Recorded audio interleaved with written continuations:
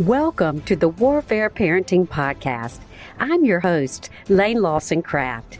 Join us here every other Monday. Now, let's get into today's podcast. Welcome to Warfare Parenting Podcast. It's Lane, and I'm so excited that you're here. Listen, don't forget the Parents Battle Plan, Warfare Strategies to Win Back Your Prodigal. You have got to get this book. It is incredible. We have people like Candace Cameron Burr that have come in and said, this is a book because prayer is so important for your children. I am so excited today. Listen, we know one of the warfare strategies that the enemy is using is porn. Yep, pornography. Kids as young as 7 years old are being exposed to this. Today, I have Barb Winters. Hey, Barb. Hi, great to be here. So amazing that you're here. So I just want y'all to know that Barb is the mom of a recovering sex addict, right? Pornography addict. Is that how you would say it, Barb?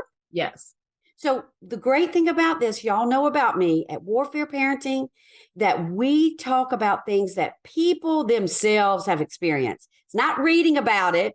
It's not looking about it or researching. It is experiencing it. So here we've got Barb today. Barb, I want to read this. I'm going to put my glasses on because I had never seen this expert accreditation, and it is that you are a certified sexual risk avoidance specialist, and you've done extensive research on porn.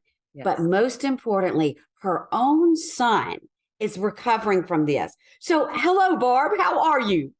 I'm really well. How are you? Great. So this is a very sensitive subject for many. Yes.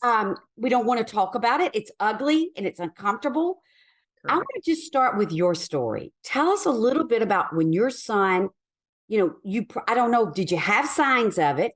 And then maybe tell us how you found out. Okay, sure, definitely. Well, we are a homeschool family. My husband's a pastor, and we had recently moved to Florida probably about 7 years ago, and we were planting a church, and my husband and I were taking a walk trying to soak in the new Florida surroundings, the sunshine, all that. And when we came back from our walk, we could see across the street our son standing in our yard. He was 14 at the time, and he was just in panic.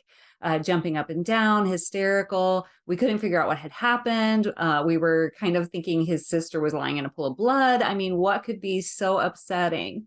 Yeah. So when we crossed the street and I finally got to him, I could hear words like pornography and police and arrested. And I really couldn't figure it all out. And finally, I kind of pieced together what he was trying to say to us, and that he was telling us that he had been watching pornography, and a warning had come up on his screen stating that if he didn't pay money, he would be arrested. So thankfully, he came to us. I'm so glad he did. And as I teach in the schools, it's becoming more and more clear to me how important it was that he actually came directly to us rather than paying that money. But that was the beginning. We had no idea, literally no idea that this was happening in our home. I had kind of heard about sexting, a couple of years before that. I kind of knew that porn was out there, but it wasn't something that we had thought had invaded our home. We had done all the right things by talking about the proper times to have sex and God's design for sex and all of that. So it never occurred to us to even think that pornography was a thing that any of our children would watch. So, and that when he was 14, we did put some things in place. We tried to help him as much as we could then. But a couple of significant things to note. One, he didn't stop at that time. A couple of years later, he came back and told us he was still involved. And that's really when we started a significant program for him. But the other thing to note is that I, as a mom, was completely devastated. I went through all the stages of grieving. I felt guilty and I felt ashamed. And I really thought I had broken my son, because I thought somehow or another I should have been able to keep this from happening in our home.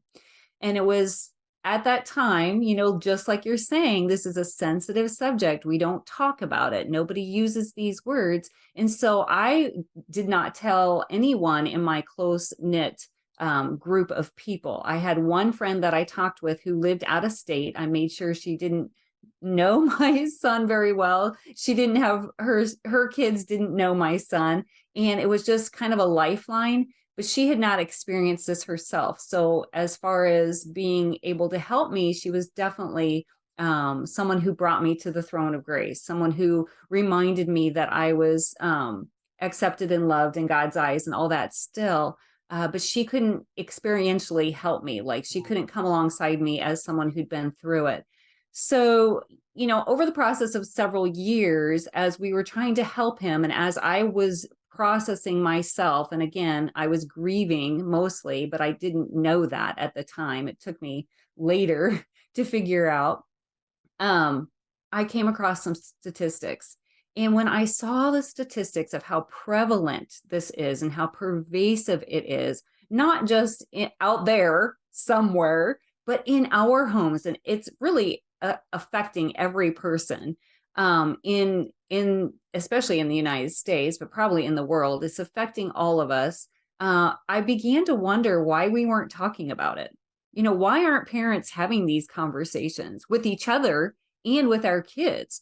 So I decided to be that mom. So I started Hopeful Mom to help other parents come alongside them and basically be that help that I really was looking for as I was going through this at myself. Well, I just want to start here, Barb. What really resonates with the warfare parenting followers and friends and all is this. I was publishing a national magazine, faith-based magazine, in every bookstore in America and Canada. And yet my own son was being absolutely defeated through pornography. We share that in common. What I'm saying is, I felt I was at the most godly point in my life.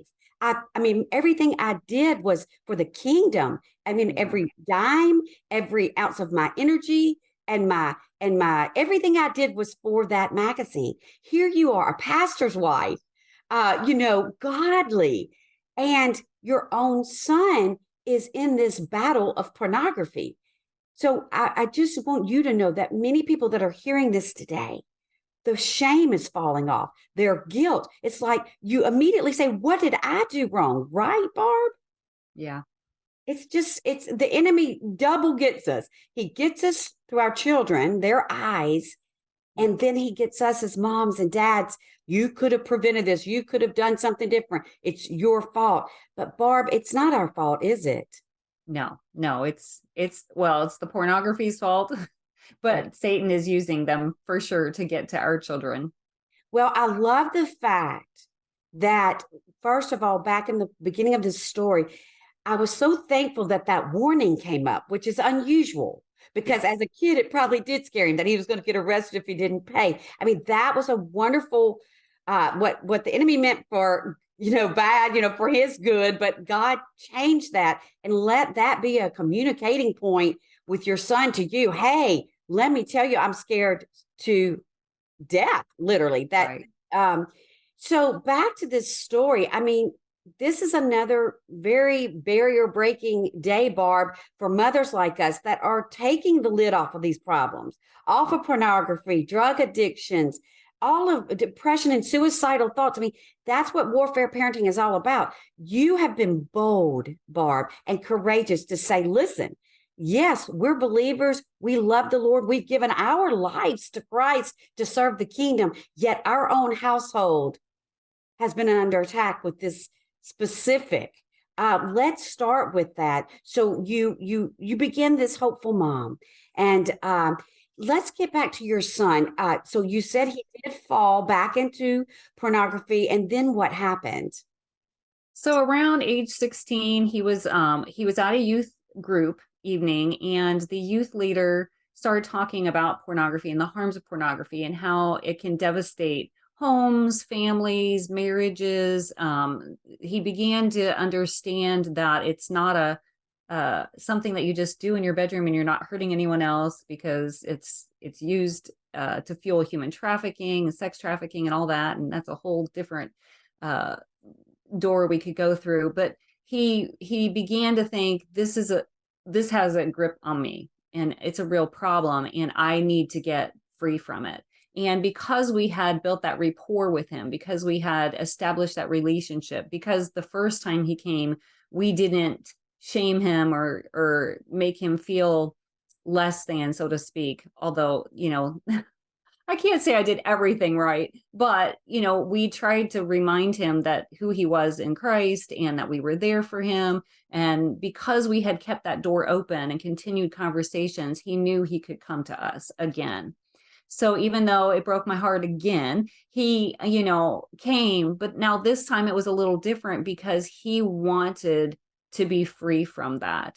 So we put a whole program in place for him, and we just really worked hard with him as far as check-ins and making sure all the parameters were in place. And really at that point, he knew what he needed also. So we were doing research and trying to figure out how we could help him. He was telling us some boundaries that he needed. He asked us to delete all the social media off of his phone. He asked us to put the phone in our master bathroom every night, because even though we had told him to leave it in the kitchen every night, he was getting up and getting at it. So he really, it made the difference. And that second time he came to me, somebody had just talked to me about bringing what was in the dark into light. And it was a God moment, in the sense that when he came to me, that was fresh in my mind. And I told him, we can no longer keep this in the dark.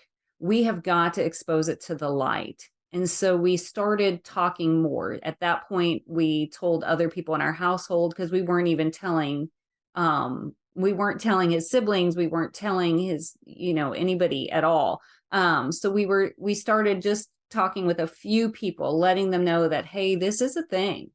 And he, we asked him to reveal more information about what was going on, etc. And it was through that, exposing it to the light, using some programs that we had run across, having check-ins every single night, coming alongside him and making sure he knew that he wasn't alone, that we were there for him, that he was able to get out of this. Now, it didn't happen overnight. I mean, right. I feel for parents. I hear regularly from parents, that have been dealing this for years and years and years and years, and their children aren't ready. They're not at that point where they want to make a difference. That's a huge point about pornography that I want every parent to hear. There's something unique about pornography, that it's one time, that one exposure. I have heard, and you can confirm or tell us it's not true, but I have heard that those visuals that are imparted into your brain are very difficult, almost impossible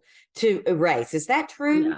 Yeah. Well, that's the difference between, drugs and alcohol versus pornography. Drugs or alcohol is a substance that can work its way out of your body, whereas pornography is something that is embedded in your brain, right? It's images that you can see over and over, so you don't actually need access to it anymore. So we can throw the drugs down the drain, and we can put filters on our phone so that you can no longer actually get to it, although nothing's foolproof, but there's still that images that go around and around in your brain, which is why we need to renew our brain. We need to come up with some sort of a system in order to walk away from that mentally. Yes. Yeah, you're right. Yeah, that was, I think, the biggest nugget I got from my son Stephen. It's just that these images, I just couldn't believe that one exposure entangled him for 15 years. And I think particularly ones that are raised in the faith-based home know deep down it's wrong, and they don't, and they're male, most of them are males, and they don't really know how to deal with Yeah. that confrontation within themselves. It's a deep issue, is what I'm trying to say. It is a deep issue. And just, just to kind of piggyback on what you're saying there, it really isn't just males anymore. There's females too. There's a brand new report that came out. I'm so excited about it. Common Sense Media just put out a report literally a couple weeks ago on teens and pornography. And as far as exposure, males and females, it's almost similar as who's being exposed before age 18. Wow. And now the males will intentionally go after it, whereas females, it's more accidental. But once they're exposed, that it hooks them. And so, just not to discount our daughters and what women are going through too. Right. And, we just, yes. And I think that's the internet age. I mean, it's Yeah. just everywhere and everyone is exposed. I want to ask you this. Do you happen to know? I did read a study and I don't know it was valid, so you may know more. I did see that as young as 7-year-olds are being exposed to porn. Can you confirm that? Yes, absolutely. I've talked with parents who have told me my 4-year-old, blah, blah, blah, my 7-year-old. And it's not just on their own devices. A lot of times it's friends showing them. So I had a mom tell me that they were at some sporting event and a little boy showed her 7-year-old a photo that was pornographic. So yes, absolutely. Whether they stumble across it or have a friend show it to them. Well, and that's in our personal case. My son was at a friend's house. Yeah. And he was exposed to the dad's porn. Mm-hmm. Yeah. Unbelievable. And that's every day. That's happening every day. And it's different than when we were kids, right? Yes. Because I was exposed as a child too, but it was like, you had to go looking for magazines somewhere. And it just, because you didn't have that regular access and what you were seeing wasn't as graphic or violent or aggressive as it is now, it just didn't have the same effect. And it was taboo. I mean, they had them in the back part of a store behind a black, right. It was taboo. It was, morally, it was that it wasn't acceptable. Now, oh, she's a porn star. Let's follow her. Right. There's no moral degradation about it at all. We have really compromised in that manner. And both you and I know, and I know many of the listeners and viewers know, that this is also a gateway to sex trafficking and to some horrendous, horrible things that can happen because they're so desensitized, right? Right. Absolutely. And a lot of times we don't understand that because our kids see the videos and they think it's glamorous and that these actors or actresses are there because they want to be. They're not understanding that this is actually sex trafficking on camera. So because of the demand for pornography, there's a demand for sex trafficking and they fuel each other. And that was, like I said, one of the reasons why my son was like, wait a minute, this isn't just something that's harming no one. It's harming other people by me participating in it. Wow, that's huge. 2 points I want to get to before we're through. One is, are there signs, there may or may not be, that your daughter or your son may be wrapped up in porn? Sure. And I think it's a little bit difficult to detect the signs because sometimes it's hard to determine, well, is this just a normal teenage behavior or is this something that's different in my child's life? So, spending more time behind closed doors, quickly closing, the computer when you walk in, more time in the bathroom, maybe a little more agitated than normal, disgruntled, more snippy. And like I said, some of these are like, is that a normal teenage thing or is that my child? But look for signs that are different for your child. So just anything that's out of the ordinary. And a lot of, it's not just the pornography that they're seeing anymore either. Sometimes it's like sending and receiving nudes, and sometimes it's someone online is contacting them and they're being harassed for they're being requested for nudes, etc. So bribery and coercion, etc. So it's hard to distinguish all the little things, but I think that we can see what's going on, and when I look back, I'm like, oh, I guess I should have known that he was spending more time in the bathroom than he should, or various activities like that. Now Let me ask if you this. they Is there anything technically like, so I'm saying for all these younger moms, is there some kind of software that that's pretty impenetrable to put on a phone yeah. or the computer? And because I know that sounds like, oh, so easy, but is it? I mean, are there some preventive measures? Maybe if a mom is listening today or dad that has a 10-year-old and they don't think they've been exposed and don't want them to get exposed. Absolutely. And I have several listed on my website at hopefulmom.net under the resource page. So I highly recommend something on your Wi-Fi, something like we use Griffin, Bark has one, there's several.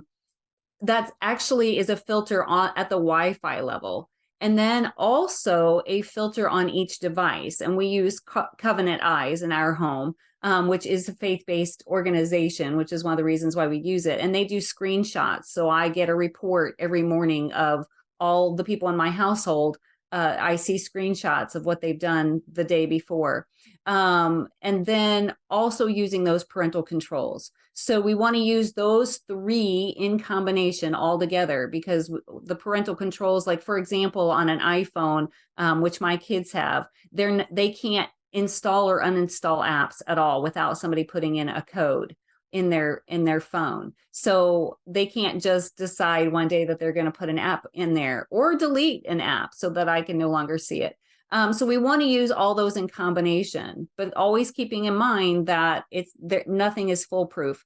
But it does help stop the accidental exposure. It helps, because you might have noticed that when you're on YouTube or your email or whatever, and you're scrolling, those ads come up and we just click, click, click, click. So that's what they're doing. Our kids, when they're online, click, click, click, and all of a sudden they're in somewhere that they shouldn't be. So it really does help with that accidental exposure.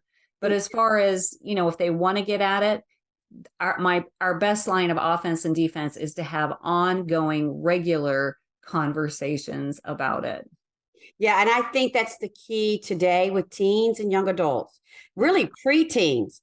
Preteens. Oh, absolutely. Before you hand them a device, we're saying to start at age 3. Absolutely. To say, I mean, about not just porn, but everything now. I mean, yes, it is as if this right here is a direct link to hell. I mean, it is really. I mean, can be.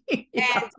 And the kids really aren't equipped. So when looking back as a mom, and I don't know, Barb, if you feel this way, I was Pollyanna. I didn't know how dark at the time the world had gotten. Not because I mean I just didn't know. I feel like sometimes when I look back, I didn't prepare. Yeah. In one instance, I did. My daughter. I don't know what brought me to this, but when she was really young, I had 2 boys and then a daughter. I told her what her privates were. I mean, as young as 2.5, 3. These are your privates. I'm just being honest here. Yeah. Well, it saved her life down the road. I won't go into that. Wow, but that's awesome. because I had equipped her and educated her, these are your privates. No one's to see them, but you and maybe your brothers, running around. But it was essential for the trap of the enemy. So, I'm saying today, and Barbara, and would you agree? It's uncomfortable. And yeah, it seems weird to talk to our kids. Hey, listen, guys, there's some nasty stuff out there. Right. And it's not healthy. Everybody else may be doing it. That's what my kids would use about drugs. Everybody else was doing drugs, alcohol, and all this. But listen, it can really hurt you in the end. Is that kind of how you would approach it? Absolutely. And the earlier you start, the easier it is. And people, which sounds weird, but the more I talk about it, the more I realize if you start at age 2 and 3 and 4 and talk about privates and good pictures and bad pictures and use the word pornography, the easier it is to just continue those conversations as they're getting older. It's like we tell them, don't touch the stove, it's hot, don't run out into the street, you'll get hit by a car, don't watch pornography, it's harmful for you. If you just, have that conversation, it's when they're 10 and 11 already that you're like, wait a minute, what I'm supposed to, So my advice to new parents trying to figure out how to navigate this weird new waters is to just practice in front of the mirror. I never said the word pornography out loud before, and I didn't even talk about sex or sexual activity or anything like that. I was like, I would whisper, intimate relations, because, it was like it's like, it's not something that we typically talk about. So No. stand in front of a mirror, practice saying the words, and then step into the awkward. Because yes, it might be awkward the first couple of times, but once you get sort of into a rhythm, and once your kids realize this isn't going away, mom's going to keep saying these words at me, then then there's some back and forth rapport, and maybe you can help them understand that you're going to be there when and if, well, probably when they're exposed. Right. And that's the case. I think we would be remiss if we didn't say, don't be Pollyanna like me. I mean, the odds of your children, your preteen, even younger, and to adulthood, not being exposed to porn, what would you say the odds are? Very little, very little. Yeah. My daughter she goes around, my daughter's 20, she's at college now, and she has conversations about this all the time with her friends. And she's like, I'm that 1 to 5% who actually hasn't been exposed yet. But she recognizes that. And all her friends are like, really, you've never? Because they've all seen it. Yeah. Well, it's tragic, and it really does. I mean, it's like punching my spirit. It saddens me so much, because I do know how destructive that one exposure or several exposures can be. It can be a lifelong struggle from that point. Absolutely. If in fact we don't address it and attack it, and like I said, deliver it. I mean, because it is an evil spirit. Yes. That we must deliver from. I want to touch on something else. And listen, this may end up being a 2-part series. So we're just going to keep the flow, but I may stop it just because I don't want them to not continue to listen, because this is too important. We just Absolutely. Heard that most of our kids will be exposed to this. Yes. We can both tell you from experience as mamas, it is not a good thing. It takes children a while to get over this. With the hope today is that you can recover, but Absolutely. We want to prevent this for you. The reason we want to talk about this is because we do not want anybody else to have to walk down these steps as a mom or as the child. So right. I want to get into sexting. Again, I'm not real educated on any of this stuff. I know that sexting maybe 10 years ago became heightened. Is it still something? And it's huge. About that. Okay. Yeah. Tell me about that. So you mentioned at the beginning that I was a certified sexual risk avoidance specialist, and I have that certification because I work with a nonprofit local, and we go into schools and we talk to 8th and 9th graders about avoiding risky behaviors and making healthy choices. So I am aware that this is still a huge thing. So sexting or sending nudes, sending and receiving nudes is how they more refer to it now, is a big deal in middle school and high school. And they use it as a tool to say, I like you. Whereas you and I, used to pass notes. We pass notes. I like you. Do you like me? Yes or no. Now it's like, send me a nude, or I send you a nude. And just to let you know, hey, I'm into you. It's crazy. Wow. Yeah. Something real quick. Is it because it's so socially accepted? The reason I'm asking this, I was so self-conscious to today. I'm very self-conscious. I mean, I don't particularly love to see myself naked or exposed. How is it that these kids, I mean, they obviously have no apprehensions or have. Yeah. Tell me a little bit about that insight. Yeah. Well, a couple of things. One is, everybody's doing it, or they believe everybody's doing it. And so they think, well, if I don't, then I'm abnormal. I'm strange. It's socially acceptable. The other is the peer pressure. And we cannot discount peer pressure in these kids' lives. And when I think about it, I think about the peer pressure and how I'm influenced by my own friends. I've made several decisions in the past couple of years, even just buying certain jeans or wearing my hair a certain way. We're influenced by our peers. And if we think about our kids and how much more that pressure gets to them, because we all have that innate desire, right, to feel loved, accepted, belonged. That's how God created us. And he created us like that so that we would bring Jesus into our lives. And yet, they have that and they don't know how to fulfill it. So they're looking for that belonging and acceptance from their peers. And so if a fellow peer is pressuring them and they believe they're all in love, they're going to succumb to that. Well, if you loved me, you'd whatever. Yeah, and I'm sorry to interrupt, but all three of my children, Barb, fell and got into darkness because of peer pressure. My son recently shared his testimony. And so, of course, the porn was what we call the gate that got him into, but he was very anti-drugs all during high school. Then he gets to college and he said the peer pressure was so great to do cocaine that he did it. Is there any kind of study, or are there any kind of nuggets real quickly? Is there anything we can do for our kids about peer pressure, whether it's on porn or drugs or alcohol? Is there anything?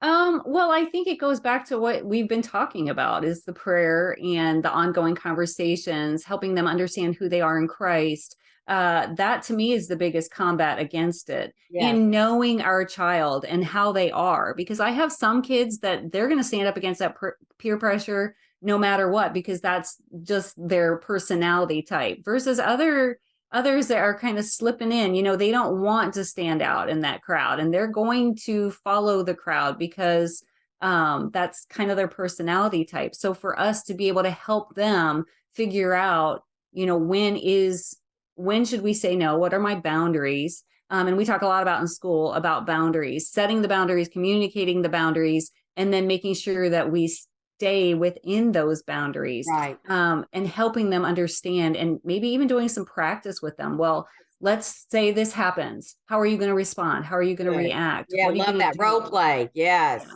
Well, let's go back to sexting. I know I'm kind of bouncing around. So it's very acceptable. Obviously, people are doing it today still. So that's good to know for me, because I didn't know if it was kind of a fleeting thing or something that's escalating, or just now very acceptable. Instead of a hello note, it's now a hello naked picture, correct? Yeah. So what do they do with that? I mean, I don't understand. So what happens next? Well, that's a great question. If they're just dating, I mean, they might not do anything with it. But what we try and help the students see when we're in school is that there's long-term repercussions of this. So if it is a dating type of situation, an intimate relationship, 6 months from now, if you break up, that is still in their possession. Wow. And there's this thing called revenge porn now, where I take that and I now upload it. I airdrop it to the school so all your friends can see it. I put it on Instagram where all your friends can see it. I upload it to a pornography website. So many of these poor little kids, and it's called child porn. So we try and let them know in school, like, look, if you possess or are distributing, you are breaking the law and you can be arrested. And I know of a gal who recently told a story in the schools to our students that her daughter possessed her own photo and got in as much trouble as the person that she sent it to, because she was in possession of child pornography. So they're calling it child sexual abuse material now, to try and broaden that term a little bit. So we need to help them understand, like, look, this is what could happen. Now, the other thing that's happening is something called sextortion. So they have online friends, right? And the online friend kind of weasels their way into their life. They pretend like they're someone they're not, whether they're pretending to be a boyfriend-girlfriend situation, or whether they're just impersonating someone else, catfishing them. Then they'll bribe them, coerce them into sending a nude. And then once they have it, they turn it into a sextortion situation, because now I've got this on you. So if you don't send me another one that's more revealing, that's more seductive, whatever, shows more stuff, or a video, now I'll send this to your parents. I'll airdrop it to the school. Wow. And that's how they get into sex trafficking, human trafficking. Yeah. Well, Barb, this is what I'm feeling very strongly about. We're running out of time, but I do know this. You bring in the light to the darkness of these things, the facts. I mean, you are giving us so many tools. I know you've got a fantastic website. It's hopefulmom.net, right? Yes. And so hopefulmom.net, we'll have that in the show notes. Great. You have resources, you speak. Real quickly, I want to hear about your new book that releases when, and tell me all about that real quick. Absolutely. The book is called Sexpectations, Helping the Next Generation Navigate Healthy Relationships. It releases August 8th, 2023. And basically, it's a little broader, has some of my story in there, some of the information about pornography. I also talk about just screens in general, hookups, the hookup culture, that sort of thing. And just talking with parents, trying to help them understand what our kids, the culture our children are living in, and how we got here, right? And then what are the habits of healthy relationships, and how we can help our children understand what those healthy relationships are. And then the last section is all about reconciliation, restoration of relationships that have been hurt by sexually deviant behaviors. So whether it's a parent-child situation, or whether it's a child going into, like, how do I now go into a marriage? How do I fix what's been broken and have a healthy marriage or relationship in that generation? And it is all faith-based. Yes. And Barb, I'm just going to tell you, we are going to be besties in this journey. I'm telling you, this is something that my heart just breaks over. I think it is a way that the enemy comes into the innocent, good kids.